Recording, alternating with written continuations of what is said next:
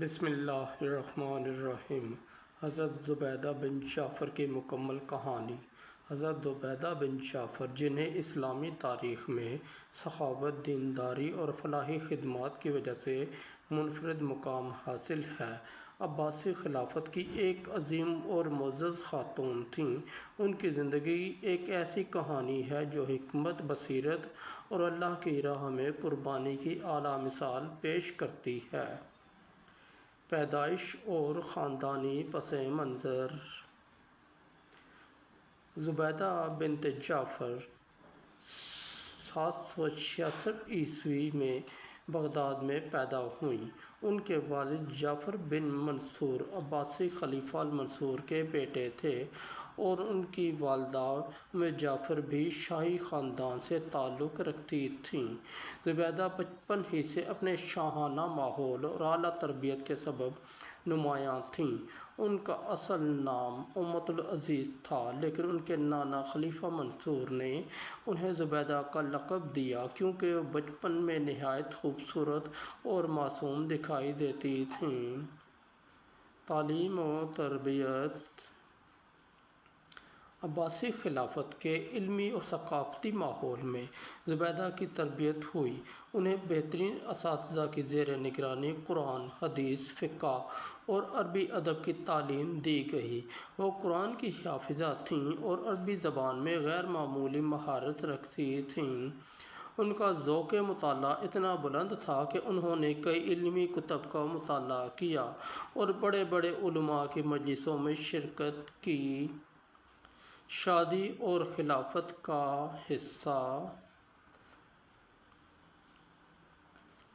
زبیدہ کی شادی 781 میں خلیفہ ہارون الرشید سے ہوئی، جو عباسی خلافت کے سب سے مشہور اور طاقتور حکمرانوں میں سے تھے۔ ان کا یہ نکاح ایک نہایت شاندار اور تاریخی تقریب تھی۔ زبیدہ نہ صرف ہارون الرشید کی اہلیہ تھیں بلکہ ان کے ساتھ سلطنت کے امور میں مشورے بھی دیتی تھیں۔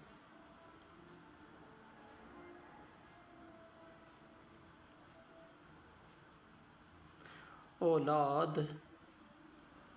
زبیدہ اور ہارون الرشید کے ہاں ایک بیٹا پیدا ہوا جس کا نام محمد الامین رکھا گیا۔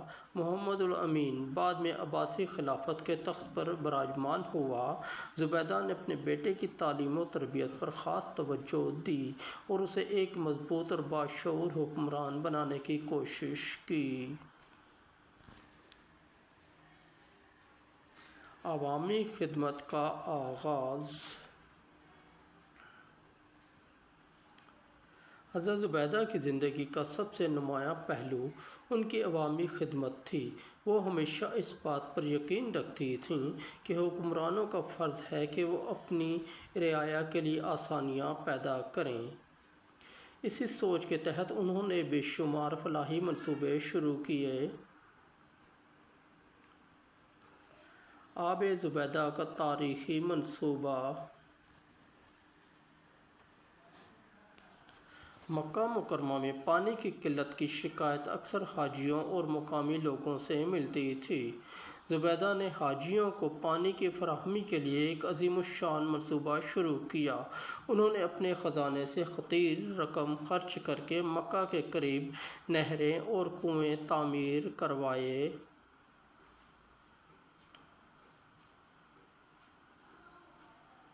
اس منصوبے میں پہاڑوں کو کاٹ کر نہریں بنائی گئیں اور پانی کو مکہ تک پہنچانے کے لیے جدید انجینئرنگ کے طریقے استعمال کیے گئے۔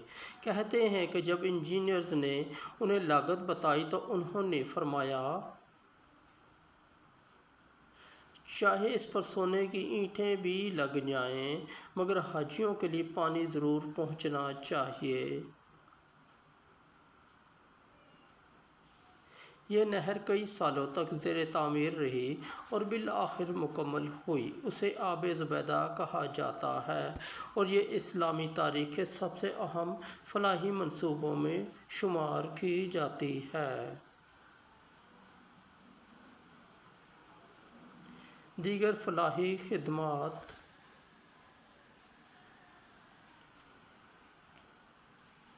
زبیدہ نے نہ صرف مکہ تک محدود نہیں رہیں بلکہ بغداد اور دیگر شہروں میں بھی مساجد، مدرسے اور عوامی حمام تعمیر کروائے۔ انہوں نے فقراء اور مساکین کے لیے روزانہ کھانے کا انتظام کیا اور بیواؤں اور یتیموں کے لیے مالی امداد فراہم کی۔ ادبی اور علمی دلچسپیاں: زبیدہ علمی محافل کی سرپرست تھیں۔ ان کے محل میں بڑے بڑے علماء، شعراء اور دانشور جمع ہوتے اور علمی گفتگو کرتے۔ وہ خود بھی ادبی ذوق رکھتی تھیں اور کئی کتب کی سرپرستی کی۔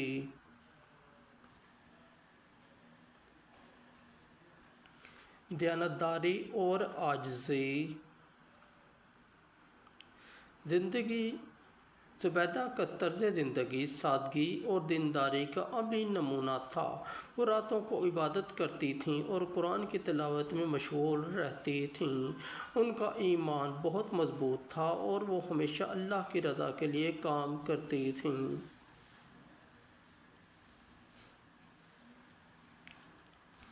وفات: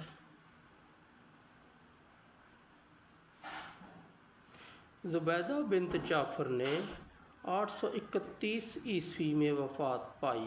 ان کی تدفین بغداد میں ہوئی۔ ان کی وفات کے بعد بھی ان کے فلاحی کاموں کی بدولت لوگ انہیں یاد کرتے رہے۔ زبیدہ بنت جعفر کی میراث: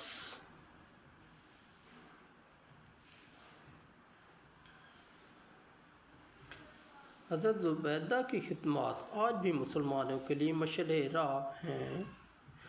ان کا نام تاریخ میں ہمیشہ زندہ رہے گا۔ ان کے فلاحی منصوبے، خاص طور پر آب زبیدہ، مسلمانوں کی خدمت اور قربانی کی ایک لازوال مثال ہیں۔